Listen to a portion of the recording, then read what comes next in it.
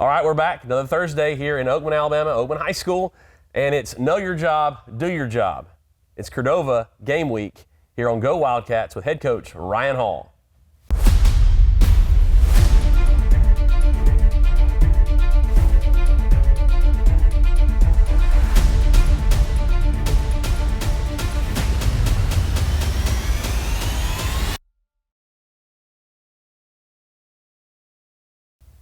All right, Coach, so as we talk about this pack mentality and pack concept, everybody understands they're a member of the pack. They have responsibility, but not everyone has the same responsibility. Mm-hmm.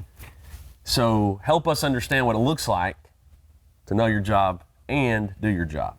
We always kind of take that, to function in the pack or function in the team, there's three things. It's know your job, and then execute your job, and then play for something bigger than yourself or live for something bigger than yourself. So, as we break that down, number one is you got to know what your job is. You can't execute something you don't know. And part of that is the responsibility of the coach, sharing with this is your role, this is your job, clearly defining what the expectation is, how you execute it, what it looks like to do it at a high level.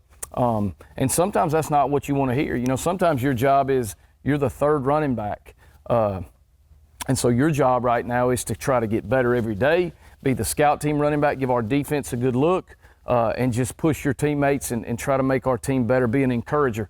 And that's not fun sometimes. So I always tell you, you don't have to accept that, but you got to execute that. If your role is the scout team running back, then every week you got to execute what the other team's running back looks like. And the second part of that is now when you know your job, you got to go out and execute that at a high level. All the technique, fundamentals, all the study that goes into it, the work ethic, the daily process of getting better and executing that job at a high level, on a Friday night is really important. And that goes back to coaching and teaching and taking on responsibility on your own to develop and learn. But, knowing your job and doing your job. And then at the end of that thing is do it for something bigger than yourself. It's got to be about the team.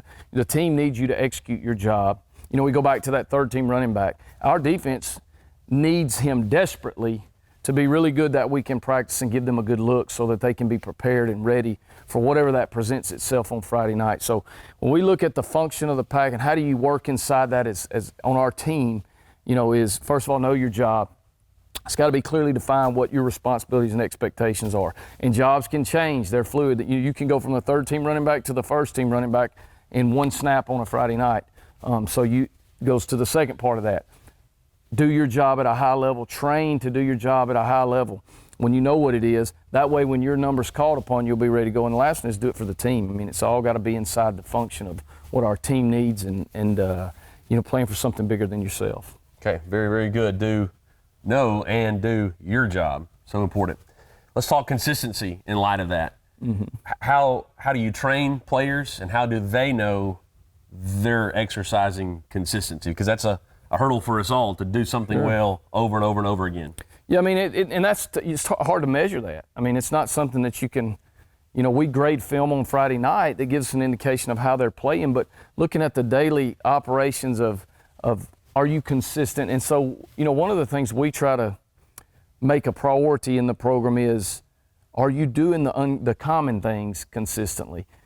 We value consistency over intensity. A lot of people preach intensity, but I would rather see a guy that shows up every day and does his job over and over. And we had several people on Friday night last week that there's not a lot of flash and glamour and intensity, but they just went out and executed their job and graded high. And that's what we're looking for: execution, a consistency in those common things, being on time, doing all your reps in the weight room, being where you're supposed to be, taking care of your film work, taking care of your school work. I think all that's interrelated, and when we get a bunch of guys that are consistent in those behaviors, then we'll be performing at the level that we're trying to get to.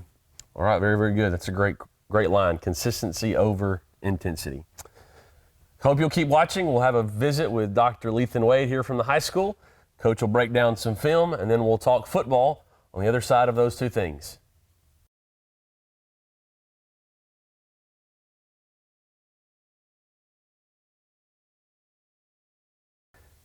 All right, we're here with Dr. Lethan Wade, principal for Oakman High School. Thank you for taking the time to join us. Yes, sir. Let's talk for a moment about the importance of characters, values within these programs.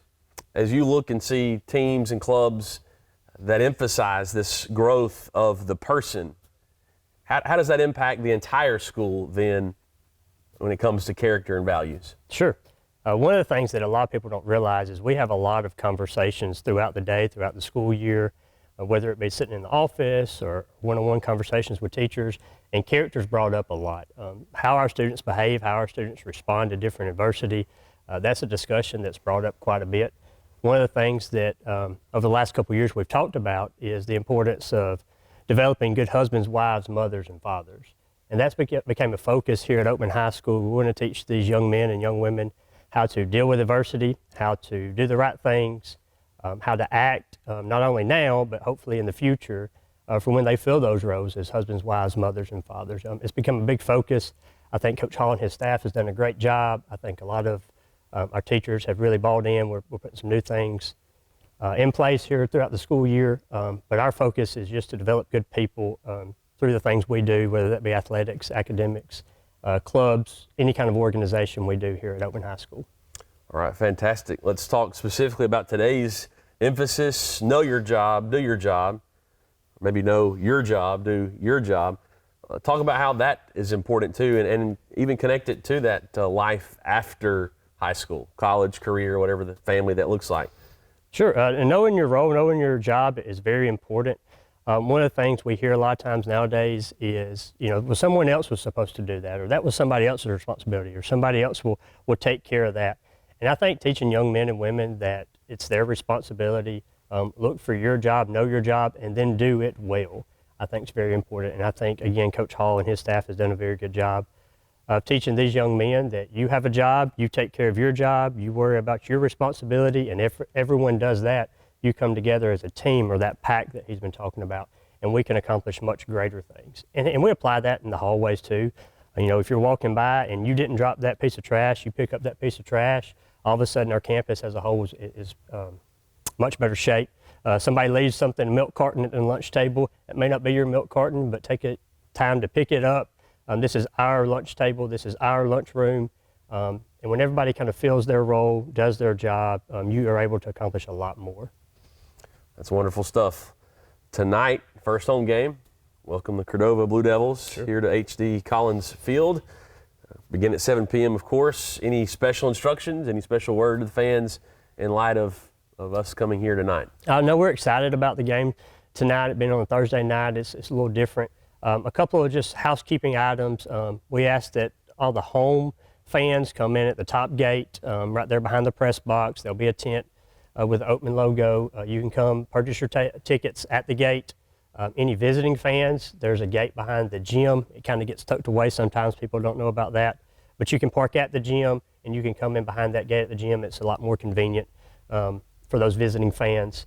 And then also the road that goes down between the facility and the field house, we ask that no one parks there. Usually we have it blocked off, but that is an access in case of emergency and kind of a flow through if something does happen. So we ask that nobody is trying to park through there. You can walk, you're more than welcome to walk through there, but we ask that nobody parks there. But it's a great atmosphere. I'm looking forward to Thursday night, and I'm excited about the game. All right, very good. Any final words? Go Wildcats.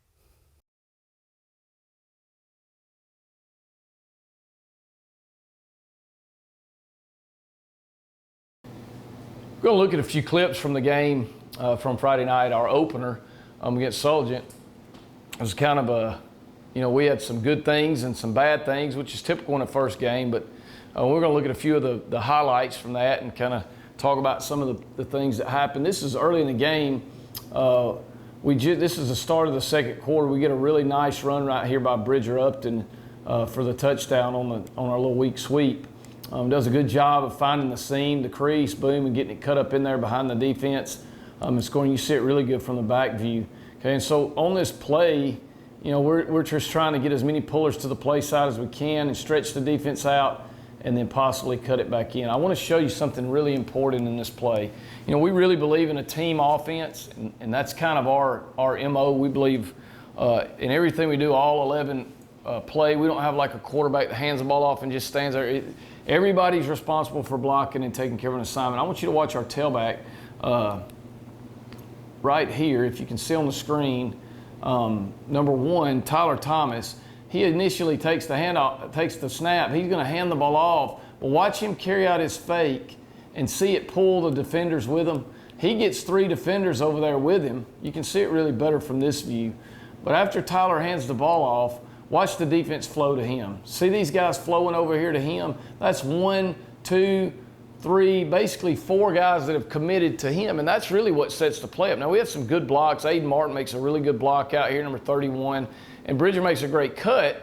But the big factor in the play, when you can play, basically, we got 2 over here, and they got 4. So we've made the play 7 on 9, and so that's a big deal and something I always, this is a very unselfish play by Tyler, and really like how he handled that. We always want to carry our fakes out. That's something that don't get a lot of, you don't get your name in a newspaper for that. Bridger gets the touchdown, but Tyler really helped make that happen by being unselfish. Here's a kickoff. We did a good job right here on this return. Rick returns at about 64 yards, just hits it right. We're in a return middle scheme, so you can see these guys crossing. We're trying to pick up crossers. Boom, we do a good job right there with the first block. Really would like number 4 right here to get a little bit lower and pick up the next level, but Rick's able to split that thing and get it in the seam and score. It was a really big play in the game. It got us back close there going into the half. You'll get a good view of it right here. You'll see a lot of guys crossing the field and just picking people up and just trying to create a seam in the middle of the field, which was what we were trying to good execution by our kickoff return team. And we got to be really good in special teams. Because of the way we play on offense and trying to control the ball and things like that, we really got to do a good job there. Here's a little, they're going to play action off this and pass. Logan Tarvin does a really good job of reacting to that. He settles, sees the action, quarterback pulls, and then Logan does a good job of really getting back there and pressuring the quarterback. He doesn't end up with the sack, but what he does is disrupt the quarterback, okay, hurries him, makes him step up into the pocket right there to Luke Martin coming in for the sack. And that's a ninth grader right there, number 70, Elijah Brunson, getting in on that play at the end of it there. So a really good job by our defense. You get a different view of it here. You'll see Logan play off the edge, sits, sees the fake, okay, comes up field. Could have done a little bit better job with his angle, with his bend on that, okay, track the hip, but he does make the quarterback do something he don't want to do, which gives our front guys time to come in there and make the play. Another really good play right here by Aaron Hanley, 10th grade defensive lineman. Does a good job of playing in the gap right there, just finding the gap, scraping down the line, playing flat down the line, and tackling their back for a 1-yard loss. Really excited about him right here, 75. Really excited about what he brings in terms of physicality. Okay, steps gap, squeezes the down block or the base block, eyes up, scrapes the hole, runs and makes a play in the backfield on Soldiers running back. That's a good little back he made a play on there. So some really, really good highlights here, okay? This was a big play in the game. The game's really close. Okay, they got a big old 6'6" receiver. They've tried to throw it up. They've already thrown one jump ball. Going to try to do it again here. Just a really good job right there of Bridger going up and making that pick. We got to defend some balls like that, some 50-50 balls. Do a great job in coverage, getting over the top, okay? And Bridger comes up with a big pick right there. So this is their big, tall receiver right here, okay? And they're going to do a good job of playing over the top of him, going up and getting the pick. Last clip here is a little post we throw. Trace rolls right. We want to get the flow of the defense here, okay? And he's able to find Rick Johnson there on the post going back across the field. So we spread the defense. I'll show you another little deal here. Watch our tight end run the sail route. He does a great job of running the sail route right there. Holding that safety corner right there long enough just so we can get the ball over the top and over his head. So I was really proud of some things we did during the game. Obviously, we're disappointed with the result. We'll continue to grow and work from it, and look forward to the next time out where we get an opportunity to compete.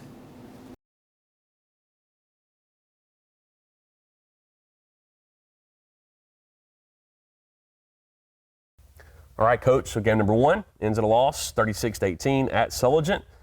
Talk to us quickly about how the players handled themselves, responded during the game, after the game, and what you hope to learn moving forward. Yeah, disappointed in the outcome on the scoreboard for sure. You know, we went over there to win a football game, and we came up short. But I thought our players fought to the end and competed, and I thought our effort level was good. We had a lot of guys play every snap of the game, special teams, and we kind of wore down there at the end. But I was really pleased with the effort they played with and their body language and all the intangible things you look for when things don't go your way. I thought we handled that really well. And I think they know we got some failing to do before we get where we're going. And that's just part of our process when you're as inexperienced and kind of trying to figure out new pieces. We knew we would have some nights where things may not go our way, but how would we handle them? So, you know, again, our focus is we're going to fail. We got some fail. There's no growth with no failure, and so we're going to grow from it and continue to get better. And like I said, I disappointed in the outcome, but I was very proud of our players, and we did some really good things. There were some things that we did really well Friday night. So we'll build on it, and you know, we'll come back to tonight, and hopefully we'll play with a little better, crisper technique, execution, and things like that. Cool. That'll be great. Talk to us about the players of the game. Who stood out on the field for us? Yeah, I thought we had several guys grade really well on offense, but our offensive player of the game was Aaron Hanley. He graded out 85%, which is really good for an O-lineman. Those guys have tough grades because every play they're either sometimes you get a receiver that runs a hitch and really don't have to do a lot, and he gets a plus. The O-linemen don't have grade. You know, they don't get that. They've got to engage and play, and he graded 85, which was really high. I was really proud of him. Rick Johnson had a kickoff return for a touchdown and caught a touchdown pass, but Aaron was our offensive player of the game. Our defensive player of the game was Trace Cagle.